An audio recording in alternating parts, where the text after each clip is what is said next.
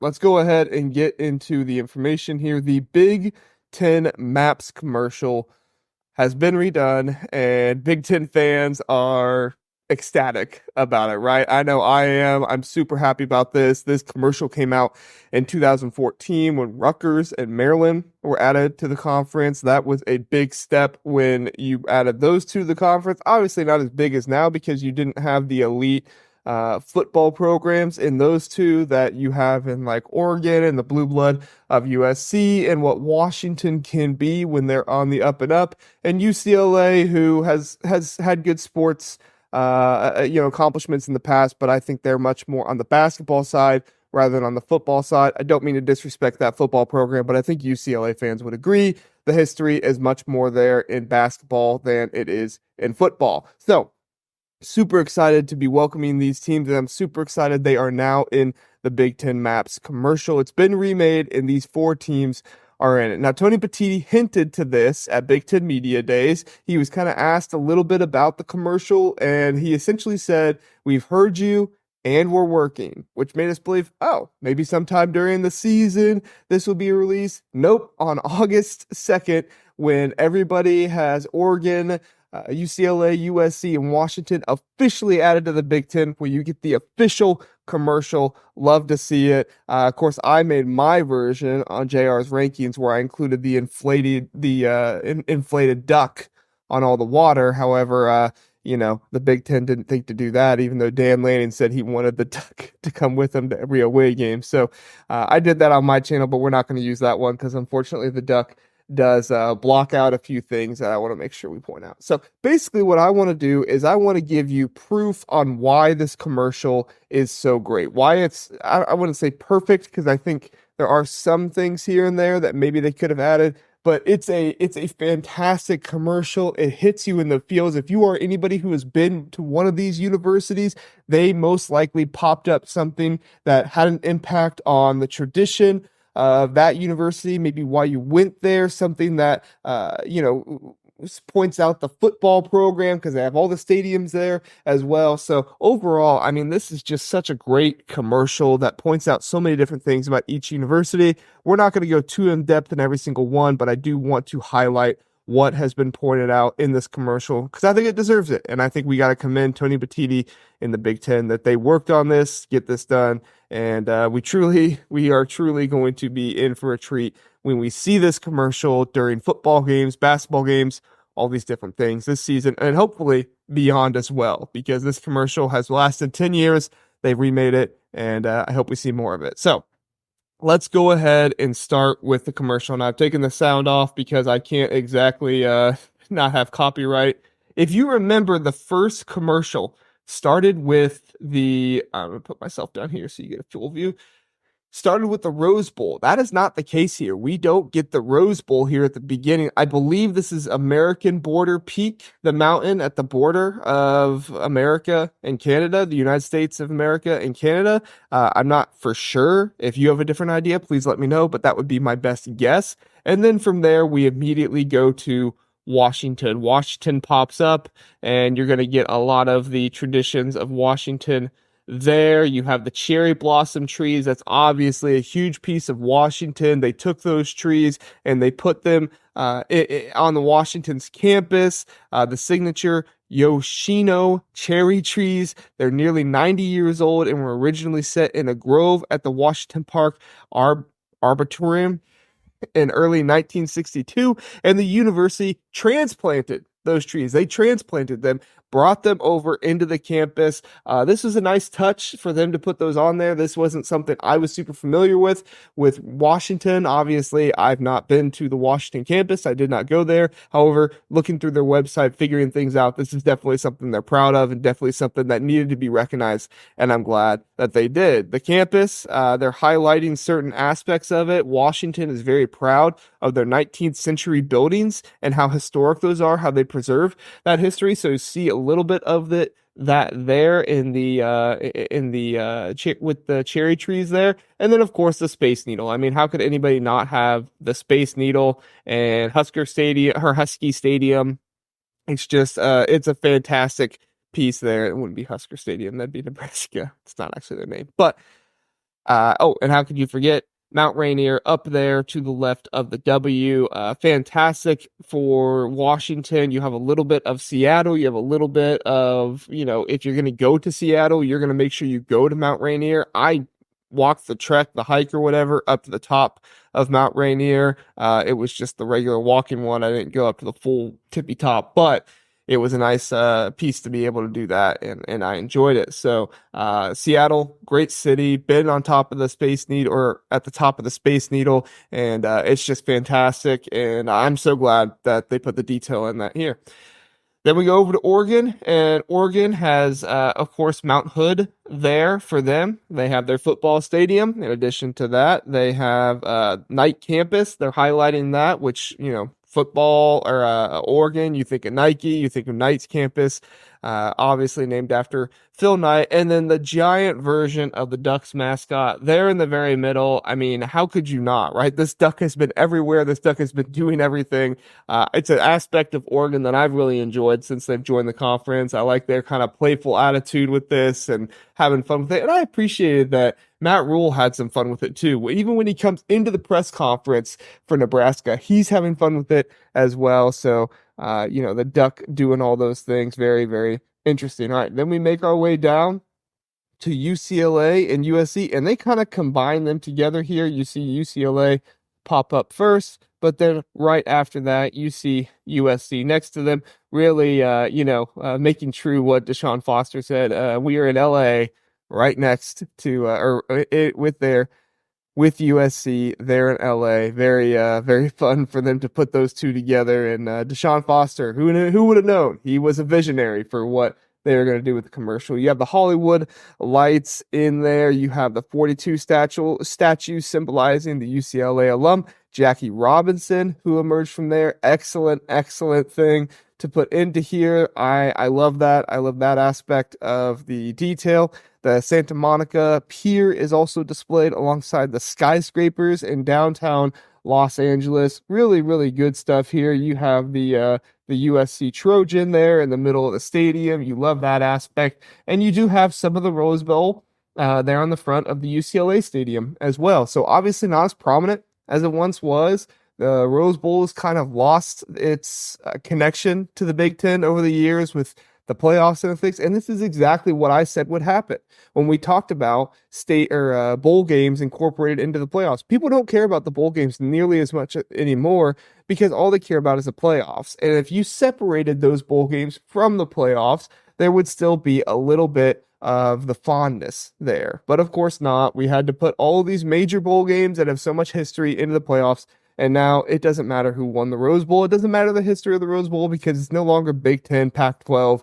It is just another bowl game that's out there. Yes, they have the parade. Yes, they have all that nice stuff. But at the end of the day, it's not nearly as special as it once was. And I think that there's a lot of reasons for that, but to me, that's one of the big ones. There's also the San Gabriel Mountains there in the background, so you really like to see that. And of course, a look at USC's campus right there next to the SC. Awesome detail, things they put in there. I don't think they've missed anything so far. I think you could argue maybe that you'd like to add one or two things to something, but I don't think anything has been less or has been more important than anything they've already put in. So excellent stuff there out west, and I do appreciate that. We go on over to Nebraska, and I was wondering if they would take this out, but as you move in with Nebraska, you see the balloons above the stadium. Now, if you're not familiar with that, those balloons stopped being sent out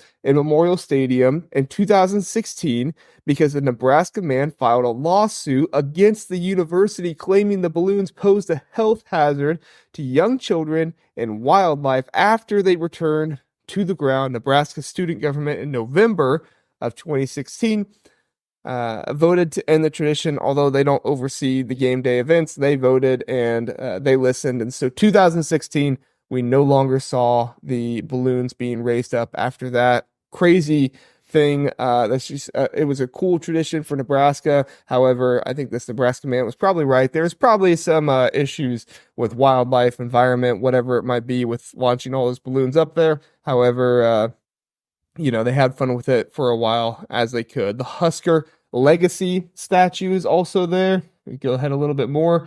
You'll see it. I think that's 6 Nebraska players. Is it Kansas or Kansas State player that they're tackling? So you love that statue to honor their 1970, 1971, 1994, and 1995 national championships. And of course, right there in the middle is the Kauffman Academic Residential Center on Nebraska's campus, a very prominent building for their campus that has been on display. Very cool to see that for Nebraska. All right, we move on over to Iowa. And Iowa, see at the very beginning, the coin flip. The coin flip there at the very beginning. When Iowa appears in the commercial, a coin flip is in the air. That coin is the Nile Kinnick coin, which is used for the coin toss in every Big Ten football game for them. So good tradition there. Fun aspect for them to cover and put in there.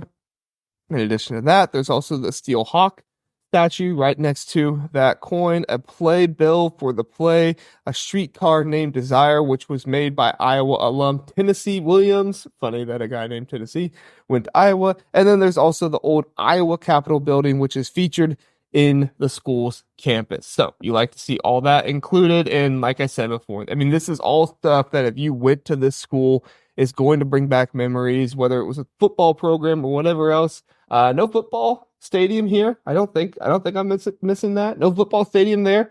So kind of interesting there. The Nebraska has the football stadium. I think all of them have had the football stadium so far, other than Iowa. All right, we get to Minnesota up here. You got the Golden Gopher statue. What is that? Goldie Gopher statue there for the mascot. There's also the hockey players skating on the ice pond. Obviously, a very important landmark there for the for Minnesota. You think of ice hockey, you think of ice skating, all those different things.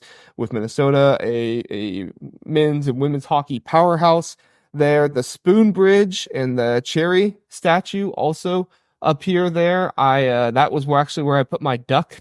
So that's one of the reasons why I didn't have the duck video as the one here, because I kind of blocked the Spoon Bridge Cherry statue there.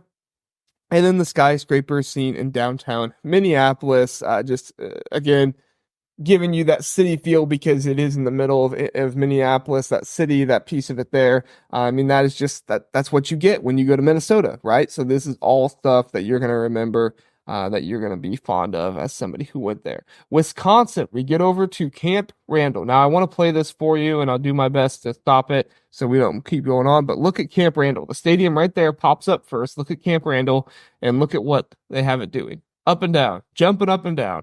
Why would Camp Randall be jumping around? Well, the tradition, right? Jump around. You love that aspect of it. You love that it's there. The state capitol building is also there for Wisconsin, and the Abraham Lincoln statue that is on Wisconsin's campus. Fantastic stuff. You love to see. You love to see it. I could just go on and on about all the traditions and all the things that they are keeping and comprising throughout this commercial, and I love it. All right, Northwestern. This is probably the one that if you are not super familiar with the school, you might not know everything here, but a pair of masks appear because of Northwestern's well-known strong theater program that people can be a part of. Obviously, Chicago, strong theater there. If you go to the very beginning, I'm going to see if I can catch this for you. And if you're listening on podcast, I do apologize, but if you go back and watch the commercial, you'll see all this stuff. Before the N for Nebraska even pops up, what's it popping up on? A lacrosse field. All right. They're not just putting stuff, the football stadiums in there. They're putting the lacrosse stadium for the women's lacrosse team. Multiple national championships for them. Powerhouse program in women's lacrosse for Northwestern. So love to see that they added that detail in there. It's not all about football. It is about so much more in the Big Ten. In addition to that, you have both the Weber Arch and the University Hall of Northwestern's campus there right in front of the inn. And then, as you do in most other city schools or whatever, you have the skyscrapers of downtown Chicago. Love to see that aspect of it there. All right, moving on to Champaign, Illinois, down south a little bit. And this is one that you can't really see it. I hated that. Right? Like if you're on YouTube and you're scrubbing, kind of like I am right here, this is a little bit different than the YouTube scrub, but you can't even really see some of the stuff down there, and that annoys me. I mean, you have the statue of Robert Ebert, the famed film critic in Illinois alumni there. There's also the school's alma mater statue, so you like that.